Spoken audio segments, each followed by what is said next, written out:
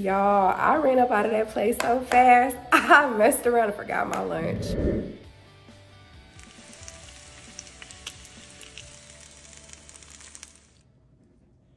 All right, so here we are, breakfast of champions. This is my coffee.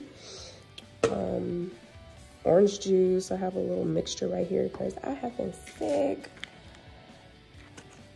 This is just bacon, eggs, spinach, wrap.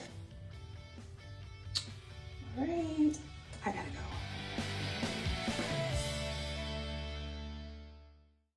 All right, I have arrived. I am sitting on the lot of the office that I am supposed to be doing my interview with today. I'm doing a working interview. This will be my first working interview. I'm nervous. I feel like I'm in hygiene school all over again. I'm trying to be kind of like sneaky because I don't want them to see like I'm on my phone or whatever. But yeah, they don't start until 8 and it is 7:34. So I wanted to like look at my notes and stuff, but I don't think I'm gonna have time. Plus I think it'll just make me more nervous. I'm just gonna go in there and serve my little personality up on a platter, and hopefully, sorry y'all, I'm still sick. Hopefully it'll get me my job.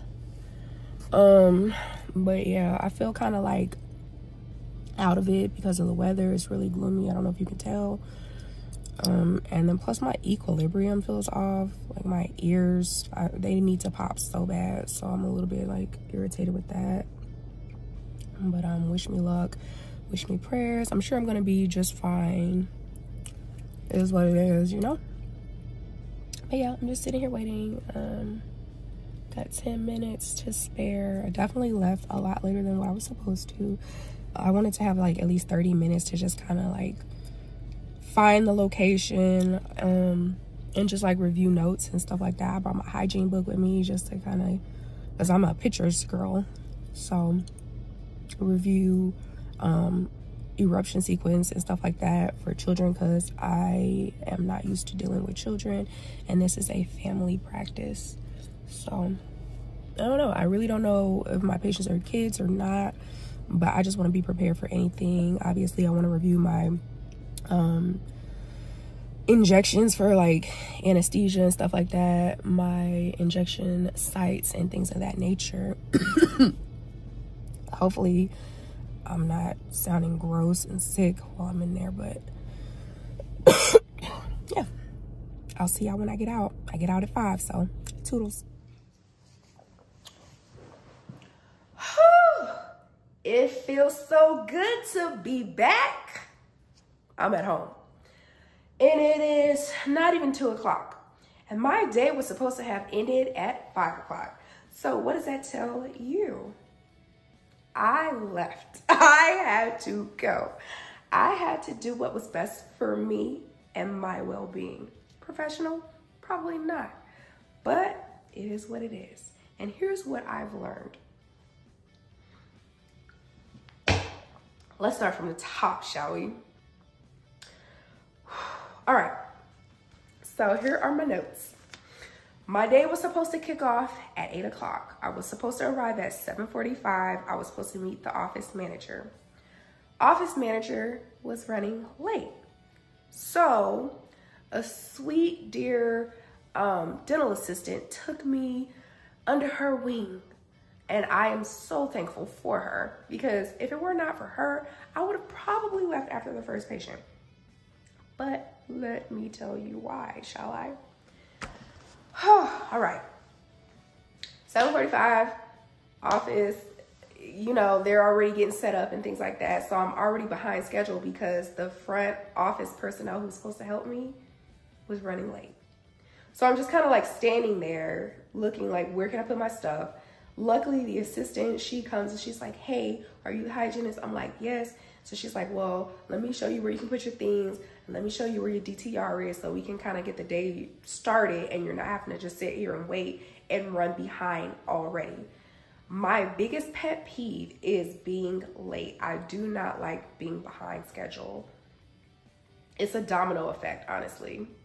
So, I mean, and sometimes things are out of your control, but if you know that you were tasked to have somebody shadow you, please be on time. All right, so that being said, my first patient, I pull my first patient back. We have to take x-rays on every single patient. Now, granted, they already told me my schedule the day before, so I kind of knew what to expect. My morning schedule consisted of perio maintenance, prophy patients. Pretty simple, straightforward, whatever.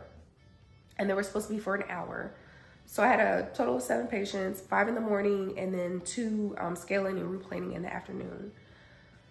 The first patient was a prophy patient. Every single patient needed x-rays. They all needed like FMX, and then they all needed extraoral imaging or whatever. So luckily the assistant did the imaging, I did the x-rays, and we kind of had established a flow from there.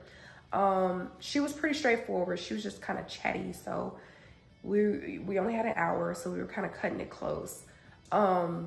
Then the doctor popped in to do the exam. So I was on time for my first patient. Second patient and the third patient, pretty straightforward. They were husband and wife. So I was trying to get them in and out. So I seated the third patient, like pretty much right after I finished the second patient. I try to give myself like pretty much that 45-minute mark. I want the doctor in there to do the exam. And I could tell the doctor was kind of like whatever, like no big deal. Girl, let's keep this ball moving forward. Like, let's keep it rolling, baby. So, because if you are behind with one patient, you're going to be behind all day. But fortunately, the assistant, she kind of saw that I was waiting for the doctor, so she bounced into another DTR. She cleaned the room up, turned the room around so that I could seat the third patient while I was still waiting for the exam. And fortunately, I didn't have to wait to do the exam, because usually the assistant helps out with that, which to me, it was a little bit interesting that the doctor who I was working with didn't come by, didn't introduce herself, didn't say, hey, my name is blah, blah, blah. This is how the process works here. This is how we do exams. I'm literally standing there like twiddling my thumbs like, hey, I'm ready for an exam. And she's like, okay. And then I'm like, okay, so how do you want to do this? Like, am I charting paper, or like, how are we doing this? And at that point, she's like, oh, well, usually the assistant does it. Whew, well, that's a relief, but dang, I really wish you would have said something, because I wouldn't just be standing here looking goofy. I would just be working on my next patient, you know, so whatever. So just like lack of communication is why I'm like, I don't really like this place here. And then fortunately, my fourth patient, I believe my fourth patient canceled. They were supposed to be, I think, another prophy or something like that. But they ended up filling me in with the receptionist from the front desk, which was great. He was cool, was chill, whatever, straightforward. But the thing that had me was there was just like no communication the whole time. The only person that was helping me was that assistant. And if it wasn't for her, I was literally just like standing around or calling for the front desk. What's her name? I'm sorry, I'm drawing a blank. Anyways, that's neither here nor there. The person who I was supposed to be shadowing with or like training with, or who's supposed to be helping me, she just seemed like she really didn't care either way. I felt like she thought I was a temp. I don't know if she knew that I was here to like do an interview, a working interview, but like the vibes in the office just screamed temp. So they weren't very helpful. They weren't very like warm or welcoming. So when I went in and I'm introducing myself to them, they were just like, yeah, whatever. Like, hey, hi, whatever. Yeah, so that left a poor taste in my mouth as well. What else? Oh my gosh. I can get past all that, but when I am in the treatment room and I am working and I am, you know, seeing my patient, the overhead light did not work. It turned on, but like when you go to adjust it, it just does whatever it wants. It was stiff, like it needed some TLC. So I'm moving it this way, it would move back, or like it would like, I would try to like pull it this way, it would swing back that way. I'm just like, oh, sweet Jesus. How am I supposed to do my job if I can't see? Now, fortunately, I charged my light for my loops, so I was ready because that's all I had to use. And when I asked them, I was like, hey, is there a trick to this light? They're like, oh, we just don't use it. Oh, okay. Well, that sucks, but whatever.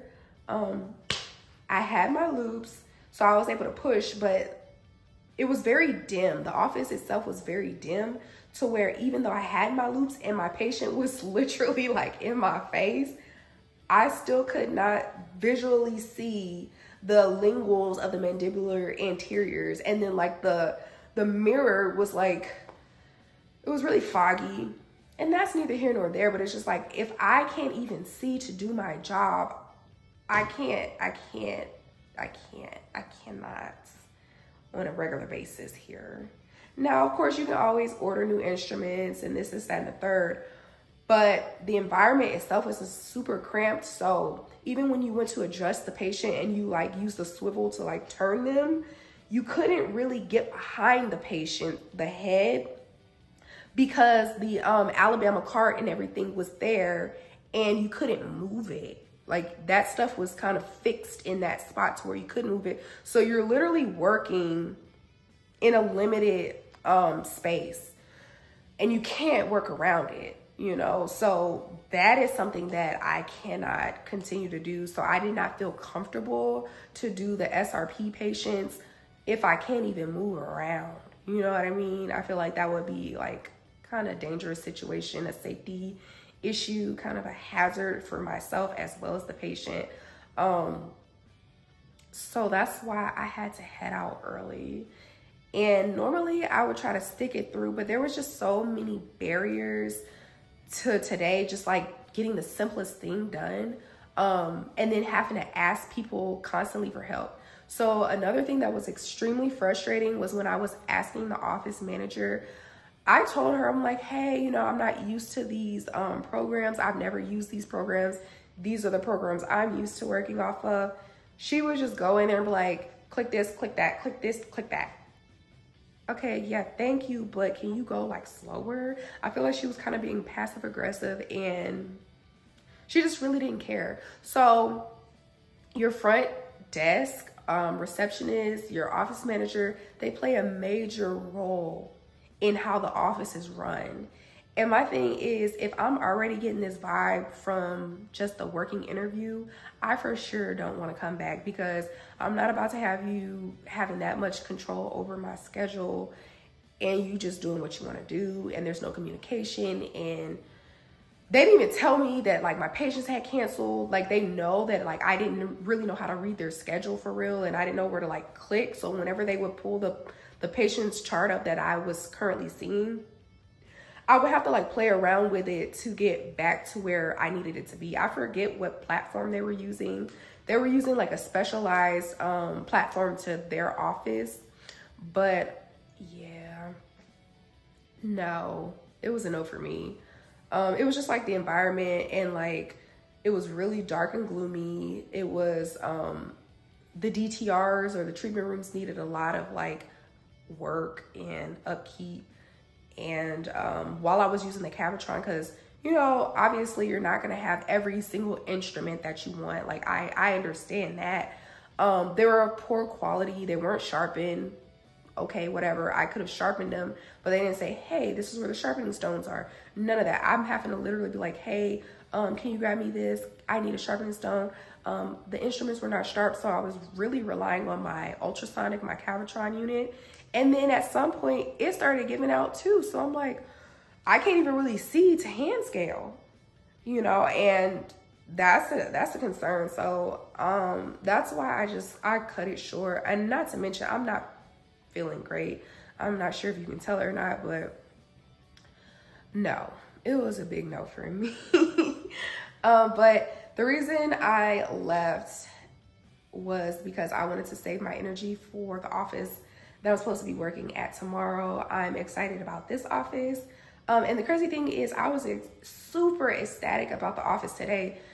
I honestly probably should have pushed my interview back, you know, because right now I'm under the weather, but I'm at the tail end of it, so I thought I would be okay. But apparently not. Like, my cough came back and everything, and them just having me bounce back and forth, like to the point where I'm like not even getting a break in between patients.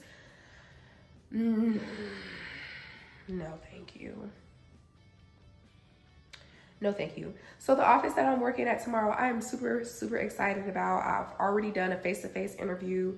This is going to be the working interview. So that kind of makes me feel a little bit better. I've already seen the office and things like that. I've already kind of met, you know, my coworkers. So I feel a little bit more reassured about tomorrow. I mean, you win some, you lose some. It is what it is. This is my first time, you know, working in, like, outside of the government sector. So it was definitely different. Definitely different. It was private practice. And hopefully this is as bad as it gets.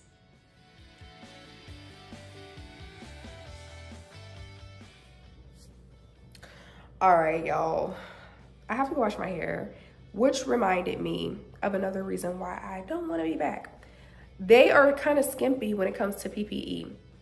And I'm literally, you know, using the Cavitron, and I am polishing. So all that polishing paste and blood and opium, where do you think it ends up? Where do you think it ends up if you don't have a bonnet? And I didn't have a fabric bonnet. I'm used to having disposable bonnets provided by the office. They didn't have those. So I have to wash my hair. Oh, nasty. And then another thing, I bought my own gloves, and I did notice that the assistant was kind of like urging me to use my own gloves. She was like, I put your gloves right there. I put your gloves right there. And I go through a lot of gloves. I do not care. I'm changing my gloves, okay? And then masks. It seemed like they kind of like limit the amount of PPE that you can take per day. So I ended up keeping the same PPE, the same gown, try to like not really use too many masks. I think I used like maybe 2 masks for 4 patients. So if that tells you anything, okay, because I will not be back. Here is the update from my first working interview. Y'all, it was bad. It was so bad. Oh God, it was horrible.